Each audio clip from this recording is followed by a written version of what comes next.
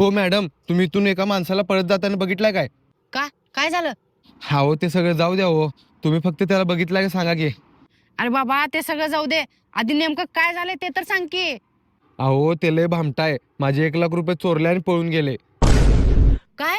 1 लाख रुपये घेऊन पळून गेले? होय, बघितला का तुम्ही?